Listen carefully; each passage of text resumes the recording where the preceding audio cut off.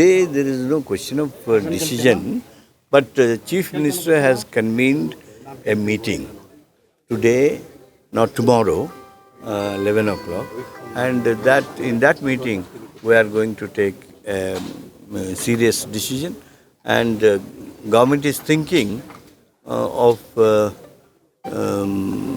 making a law which will save people who are getting exploited in micro lending, and also by these private money lenders. Even farmers are exploited. Who has that money lending license, they charge just unreasonable.